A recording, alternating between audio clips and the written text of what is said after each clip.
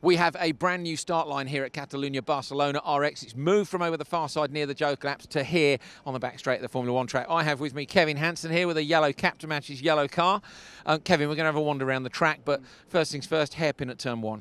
Yeah, so it's a new start here in Barcelona, and I think it will be great for the action. You know, before we had the fast left-hander and didn't really put the cars together, but here we have a tight left-hander, so it will really bring some great actions, maybe like in Buxtehude or Cape Town. So I think it will be great. Both those we've seen round the outside. Can we do a round the outside here? Please say yes.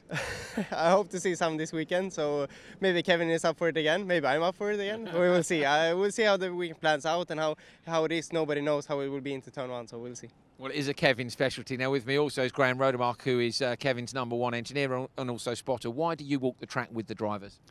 It's much easier walking the track to get a better perspective of actually the height of the curbs, the actual cambers in the corners, how deep the bumps are, you know, the ruts if there are going to be any, how soft the gravel is. So a lot easier than just trying to guess from at the top of the spotter's tower.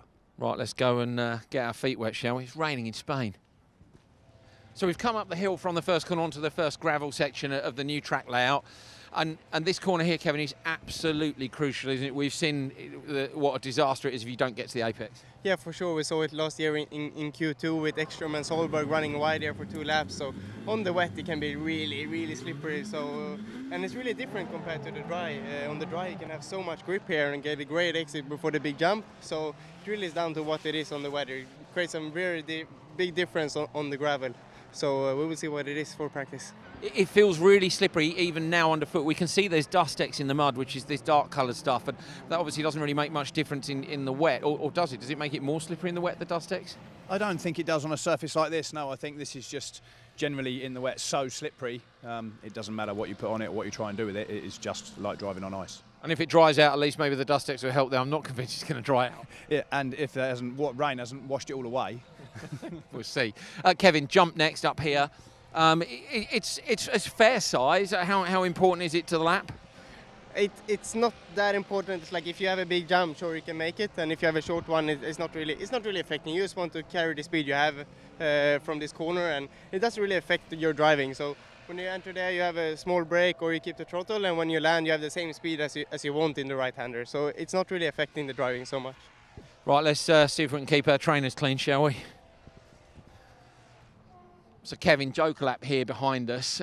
Downhill, you know, this is the last couple of corners for F1. Is it a tricky one or not?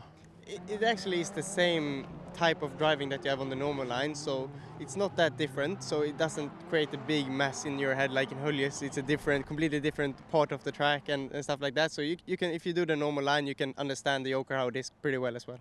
Okay, and Graham, with the finish line moving, I understand the tactics with the Joker lap are going to be a bit different. Yeah, for sure. Last year there was a disadvantage to jokering on the last lap because you didn't gain the extra speed on a flying lap. Now the finish line is a different part of the circuit. Every lap will be the same, so I think they give us more chances. Last year we only had 3 laps to choose when to joker. This year we'll have all 4. And of course there's that wonderful overtaking opportunity on the exit here, and we might see that on the last lap too. And traditionally it didn't work on the last lap, again because the finish line was behind where you're standing now. Now we could see on lap 4 a real battle on the exit of the Joker. It's a fantastic exit and it can be really close. The nice thing about it is you never know whether the overtake's going to be dart up the inside or try and go around the outside. It's the driver's choice right at the last minute, so it's a really good corner. And people slamming doors left, right and centre. We're going to head over to the last corner and let's talk about the end of the lap. So super slippery. Kevin nearly had an off back there. Talking about this section of track, real quick left-hander, then you're diving on the brakes when the car's heavily loaded, chicane onto gravel. This is all quite technical.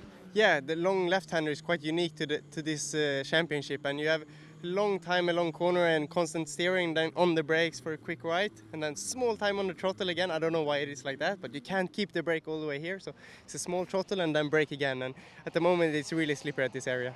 So it could be really tricky tomorrow because we think it's going to be wet Saturday. Yeah, for sure. I think it will be really tricky, and we will see offline. I think it will be a lot of mud, so no mistakes tomorrow. Okay, and Graham, in terms of tactics, obviously we've got the Joker lap on the far side. If the cars are in order there, is there any chance to pass before the end of the lap, which of course is now just at the bottom of the hill after the hairpin? I think realistically the driver in front's got to make a mistake for that to happen. Of course, Rallycross, so anything can happen. But yeah, I think really, realistically they've got to make a mistake. Well, there you heard it from Graham and from Kevin. Anything can happen. Round 1 of the FIA World Rallycross Championship starts tomorrow morning in the rain in Spain.